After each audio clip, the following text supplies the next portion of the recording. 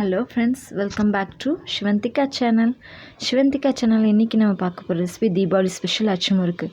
வாங்க அது எப்படி நல்லா கிரான்ச்சியாக மொறுமொறுன்னு செய்யலான்னு வீடியோக்குள்ளே பார்க்கலாம். 1 கிலோ பச்சரிசி மாவு எடுத்துக்கோங்க. பச்சரிசி 2 மணி நேரம் ஊற போட்டு ஒரு காஞ்ச துணியில் நல்லா உலர்த்தி எடுத்துக்கோங்க. திருப்பி நல்லா இடித்து ரைஸ் மில்லில் கொடுத்து நல்லா இடித்து வச்சுக்கோங்க. 1 கிலோ பச்சரிசி மாவுக்கு 1/2 கிலோ சீனி எடுத்துக்கோங்க ஃப்ரெண்ட்ஸ். சீனி நம்ம முழுசாக போட்டால் கரையாது, அதுக்காக பவுட்ரு பண்ணி போட போகிறோம்.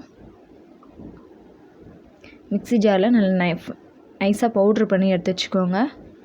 1/2 முறை கெட்டியான தேங்காய் பால்,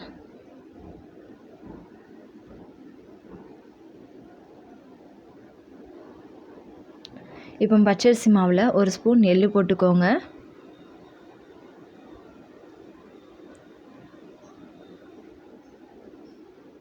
½ டீஸ்பூன் ஏலக்காய் பொடி. எந்த ஒரு ஸ்வீட் செஞ்சாலும் லைட்டாக ஒரு பிஞ்சு உப்பு சேர்த்துக்கிட்டு இன்னும் கொஞ்சம் டேஸ்டியாகவே இருக்கும். இப்போது இதை நல்லா மிக்ஸ் பண்ணி விட்டுக்கோங்க. இப்போ நம்ம சுகர் பவுட்ரு பண்ணி எடுத்து வச்சுருக்கோம். இப்போ இதையும் நம்ம பச்சரிசி மாவோடு ஆட் பண்ணிக்கோங்க.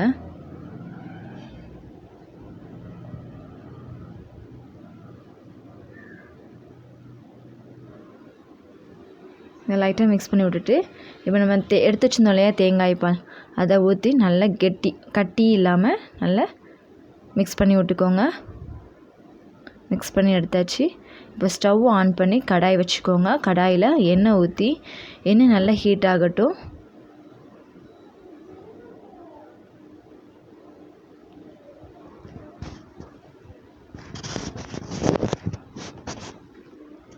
எண்ணெய் ஹீட் ஆகும்போதே நம்ம அச்சு முறுக்கில் உள்ள அச்சு இருக்கு இல்லையா, அதையும் சேர்த்து ஹீட் பண்ண போகிறோம்.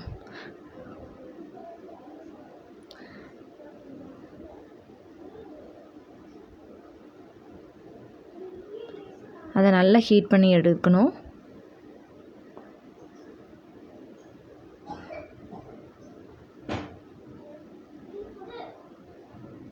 இப்போது ஹீட் பண்ண அச்சு முறுக்கு அச்சில் எப்படி மாவை முக்க போகிறோன்னு பார்க்க போகிறோம். மாவு 3/4 மட்டும் விட்டுக்கோங்க, ஃபுல்லாக விட்டுறாதீங்க.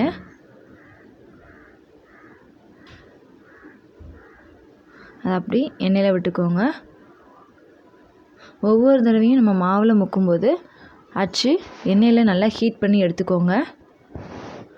இப்போ மாற்றி மாற்றி போட்டு நல்லா ப்ரௌன் ஆகிற வரைக்கும் எடுத்துக்கோங்க. பார்க்கவே நல்லா ப்ரௌனாக அழகாக இருக்குது.